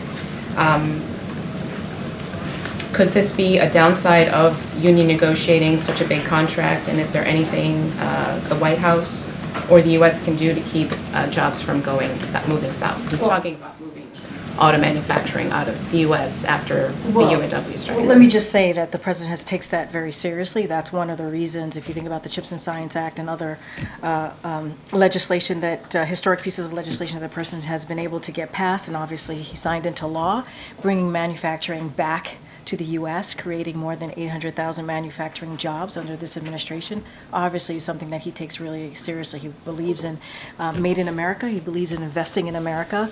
So always we're going to do everything that we can to make sure that continues. As it relates to the beginning of your question, the president is a union guy.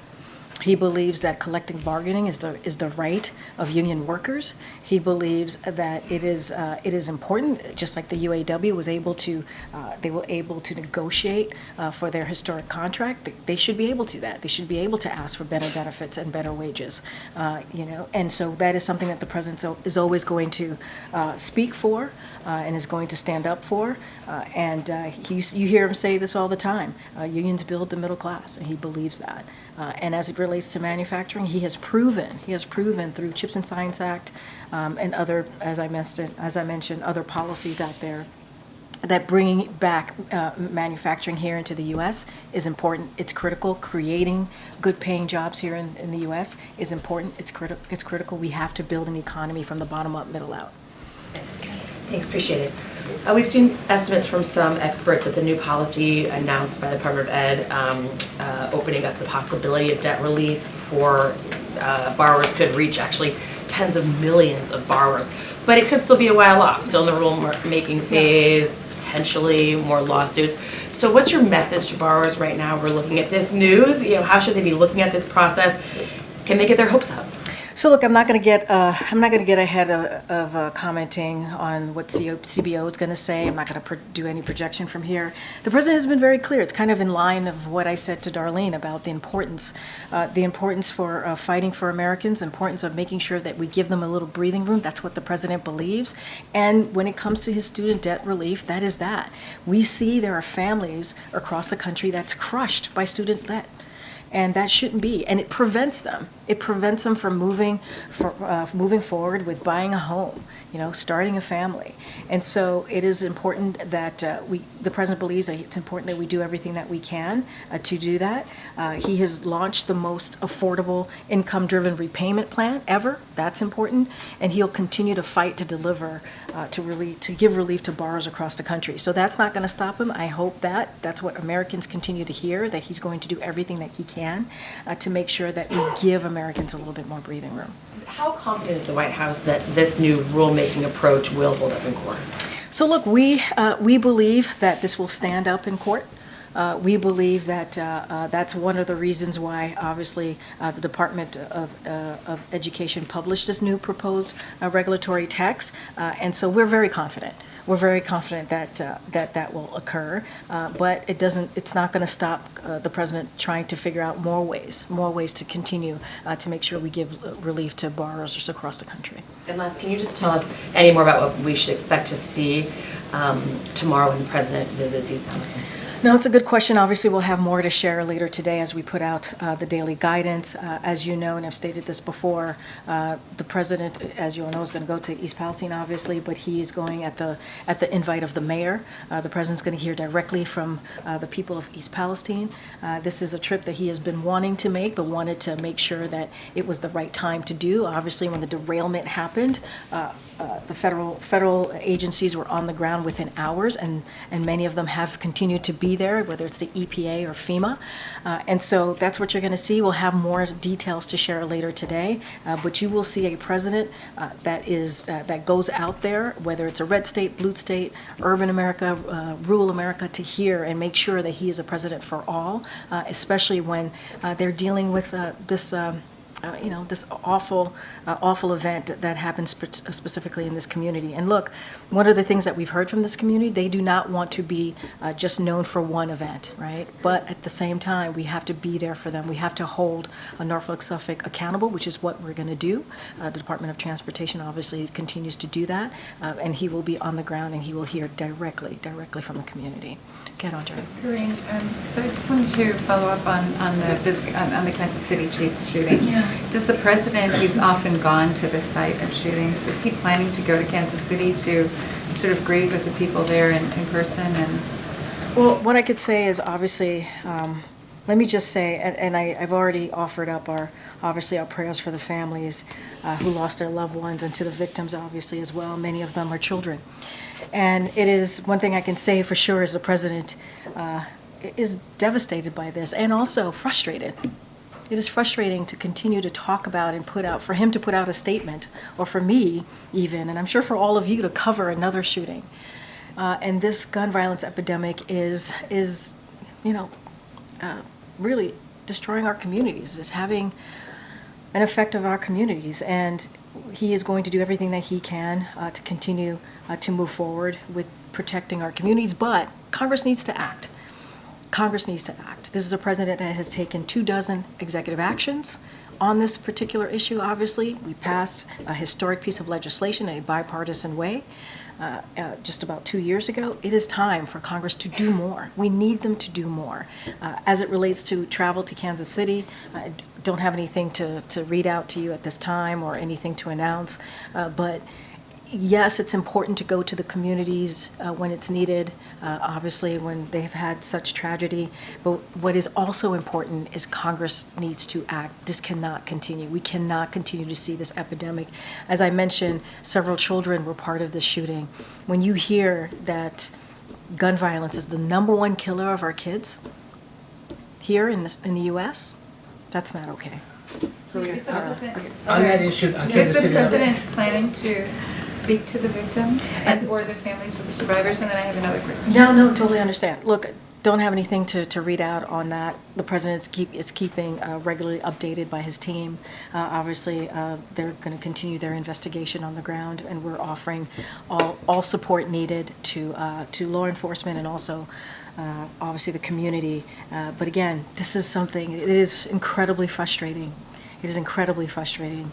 We need to see more here. We need to see more from Congress. Okay. Sorry, can you also confirm Dalip Singh is returning to the White House? To who? Dalip Singh, the... I can't confirm that. I don't have anything for you on that. Yeah, you might know more than I do, actually. Quick Kansas City clarification. We couldn't hear what she said. What did she ask? Dalip Singh, she asked if Dalip Singh has come back to the White House. I just don't have anything. Or is coming back. I just don't have anything for you. Yes, I don't have anything for you. Quick clarification on what you said about Kansas City at the beginning, because I've heard from a few people who were watching live as you said it. And according to the transcript, you said 2 people have died. The reports are 1. Did you know? Do you have different information? I did not know. I have different information. From what I've been told from the team, the number that we have is 2. And I can go back to make sure, but that is what I've been told from the team. Okay. Yeah. That's a different... Totally understand that. Totally understand, and I'm happy to make sure to clarify that for all of you. But that is what I was told from my team. Okay, no problem. Tomorrow marks 1 year since the president's last physical. So can you give us any type of sense of timing for when the next physical will be? It will happen. I don't have a timeline for you. It will happen. End of month? I don't have a timeline. It will happen, and like we have done in the last 2 years, it will be transparent. We will have a memo for all of you. I just don't have anything for you at this time. It will happen. And last year, you gave us about a 2 weeks notice. On February 1st, you told us it would be February 16th. So should we anticipate that you're going to give us that amount? I will double check with the team on this. I don't have a timeline for you at this time, so just don't want to get ahead of what's going on, obviously, with the team. So I just don't have anything more to share at this time. But he will have one. He will have it. He will have obviously a physical. We will be transparent, just like we have been in the last 2 years, and we obviously will provide his health records and all of the information as we've done in the last 2 years. So, okay. Yeah, on Tuesday, President Biden came out and he said, "I'm not going to answer your questions today. I will answer them tomorrow and the day after." Yeah. What was he talking about? Well, he was outside yesterday and he took questions from some of you. And what about today? Today, I don't have anything to share on his beyond what you all know. Don't have anything to add on his public schedule. Okay, and at the risk of tripping over the Hatch Act.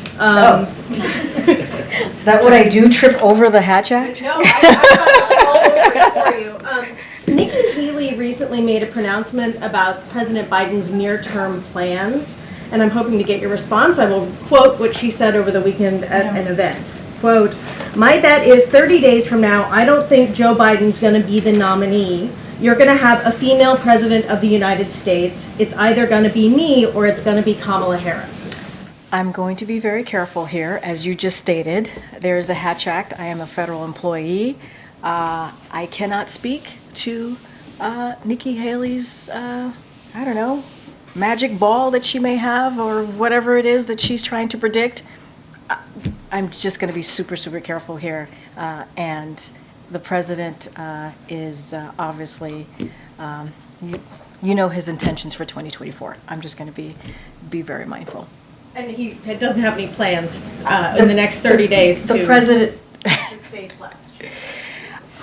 I'm not sure what crystal ball she's looking at, but it's not the one we have. I'm going to keep going. Go ahead. Go ahead. So, Kansas City Police Department has said that the shooting yesterday was a result of a dispute between that involved two juveniles. I'm just wondering, given the fact that Congress doesn't appear likely to act anytime soon, are there any tangible steps the administration can take to help keep guns out of the hands of teenagers, particularly given that these happen in kind of neighborhoods all over the country? No, it's a good question. That's why we say we need to do more. That is exactly why we say we need to do more. We need Congress to do more. And I know your question about Congress. We have to put the pressure. We were able to pass a bipartisan piece of legislation that the president signed into law, obviously 2 years ago. So they took the first step. They need to take another step. There is executive action. There is obviously the Office of Anti-Gun Violence that we started here. It's a historic office that's going to do everything that we can to help communities as they're dealing with these types of tragedies, to make sure we're moving faster and with the bipartisan law on the Safer Communities Act, make sure things are moving at a rapid pace. And so that is kind of the goal of the office, but we actually need Congress to do more. We have to, and we have to put the pressure on them to do that. If I'm not mistaken, it's already illegal in most places for people under 18 to have guns. Is this an enforcement issue? Is it that law enforcement needs to step up to get guns? I mean, look, there are many issues, right? Obviously, law enforcement issues. There are many issues that need to be addressed, and that's why federal legislation is important to this as well. But look, we're going to, I'm not going to get ahead of what the investigation is on the ground, what they're looking into, but it's a problem. It is devastating. It is devastating for, once again, to talk about a shooting. And it's not the only shooting that happened this week or yesterday even. And so we have to get Congress to act. We have to get Congress to make sure that they're continuing to do the work that they started, right? If you think about high-capacity magazines, that assault weapons, we need to ban those. Safe storage of guns, that needs to be something that we continue to require. Pass a national red flag law. We see those in certain states, but we need that on a national level. We need to enact universally background checks. All of those things that I just laid out as you're asking me this question is going to have an effect. And so we need to see those items dealt with by Congress. We need to see legislation. That is one of the solutions to reduce violence. Missouri also has very lax gun laws statewide. Is this also an issue at the state legislative level that the state legislatures aren't? We believe it. Yes, obviously, it's an issue at state legislative levels, but we've also lifted up some of these states that have done the extra actions, right, to make sure that their state is protected. But we also need Congress to act so we can see a national red flag law, so we can see a ban of assault weapons, right, so we can see high-capacity magazines also banned. These are all important. These are the things that I just listed out is going to save lives. Go ahead, April. On that subject, as you're passionate from the podium about this, and this is an election year, do you expect the president to lean in to push Congress to act on gun legislation, gun reform, etc., leaning in on a consistent basis this year? I mean, I think we've been pretty consistent on leaning in on what we're seeing in communities, gun violence that we're seeing in communities. We've been pretty consistent on calling out Congress. I mean, this is the second time this week that I've talked about a shooting. I think maybe even the third time this week that I've talked about a shooting that's occurred, whether it's an anniversary or an active shooting that just happened that day. And every time I'm at the podium, every time I talk about these devastating events, I talk about what the president has done, I talk about what he's been able to do with Congress, and I've talked about what are the next steps. And so, look, we have seen from Americans across the country, gun violence is an issue that is important to them. That's why the president took historic actions. That's why we have that bipartisan Safer Communities Act that's now law. Those things are important, but we need to do more. We need to do more. And that is for Congress to do more. Can you imagine the first 2 years of the president's administration, he did more than 24 actions? That's unheard of. But that also shows you how committed he is to trying to stop this epidemic. If that doesn't show commitment from this president, I don't know what else. And then having bipartisan conversation to pass the first anti-gun violence law in 30 years. in 30 years. I think the president has shown his commitment to this issue. What we need is Congress to take another step with us. Is this a third rail issue during the presidential election season, you think, for the president? A third rail issue in what way? Meaning it's polarizing. The gun issue is it's a very sensitive issue. You have Republicans and the gun lobby who will go drastic, against him. But look, we were able to do bipartisan legislation, right? Almost 2 years ago. We were able to do that.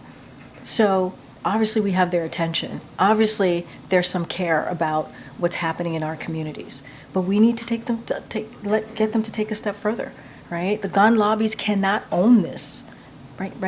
We cannot allow them to take away our rights or our ability to save lives.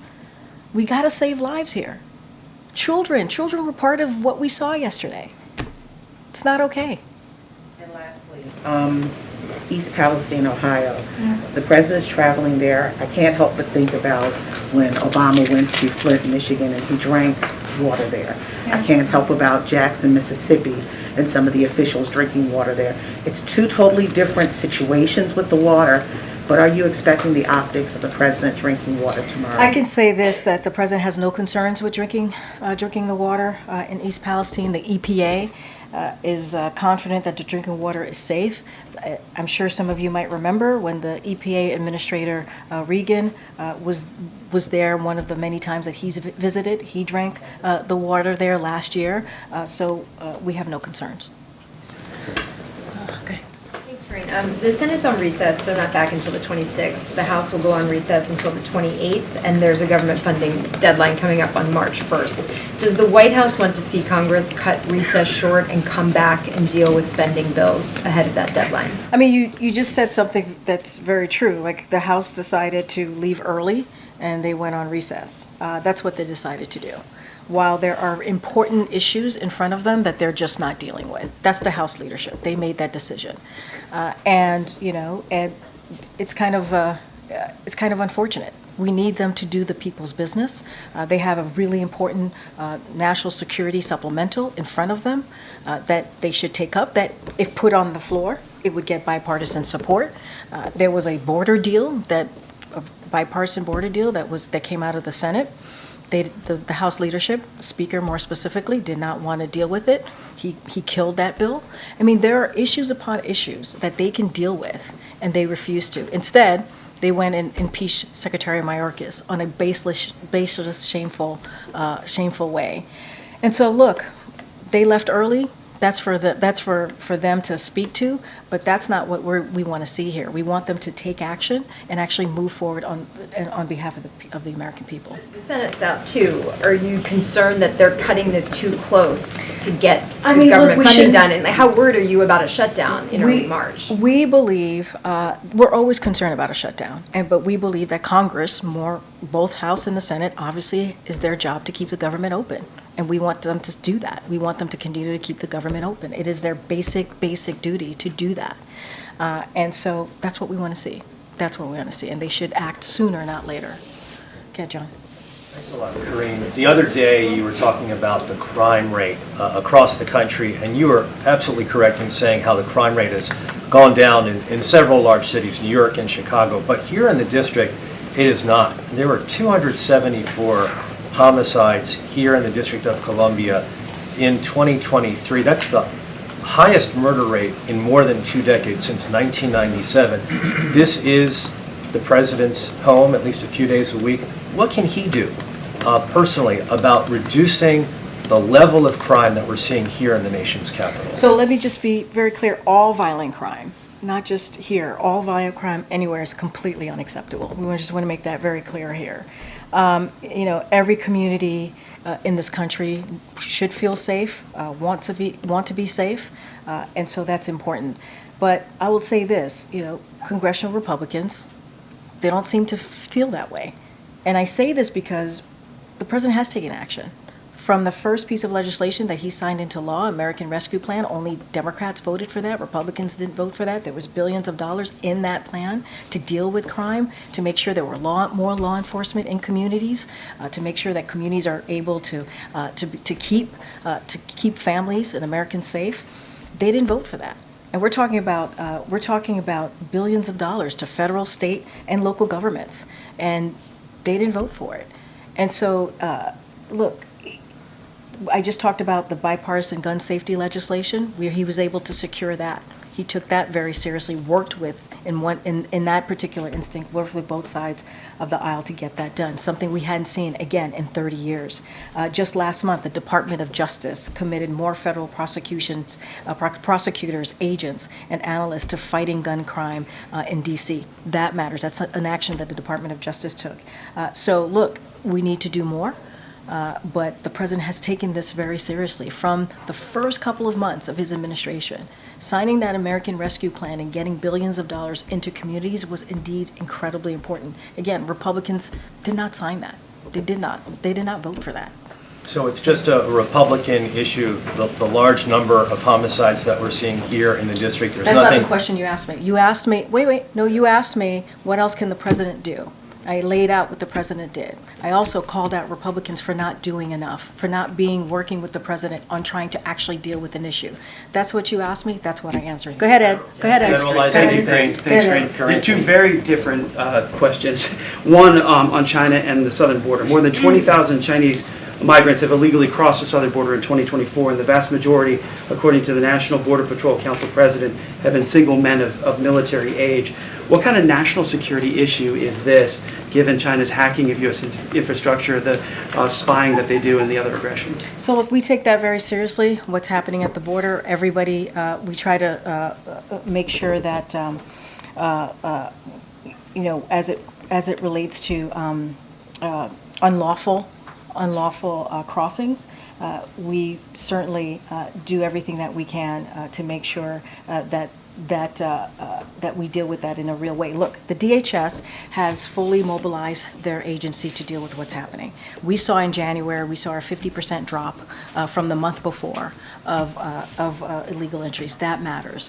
And so this is why, to your question, this is why it was really important to get the border security negotiation done. We understand there's a challenge at the border. We understand we need to do more. We understand that there's an immigration system that has been broken for decades. We had a bipartisan agreement. We wanted Congress in the House to pass that, to move that forward, and they didn't. And so DHS is fully mobilized, is doing, since May of last year, they have been able to remove more than 500,000 illegal crossing.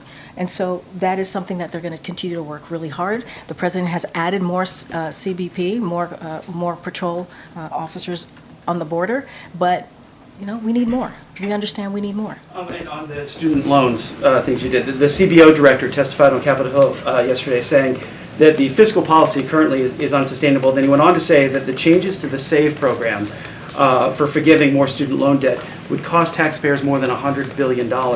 Why is it worth all taxpayers to burden this cost? So look, I'm not going to get ahead of a CBO projection. I'm just going to be really careful here. What the president has said over and over again, and I just went back and forth with one of your colleagues on this, he wants to make sure that we give Americans a little bit more breathing room. That is important to this president. We understand what student loans do for families. It crushes families. It crushes Americans. So he wants to continue to do everything that we can to make sure that they have that breathing room. And so it's not going to stop him. And we believe the actions that we take, I think that's one of the questions that I got from your colleagues, we believe that it has legal standing so that we can move forward with them. But look, it is an important issue. It is an issue that Americans care about, and we're just not going to stop moving forward on them. Thanks, Karine. Okay, all right. Bye, everybody. I'll see you on the road, whoever's going to Ohio with us.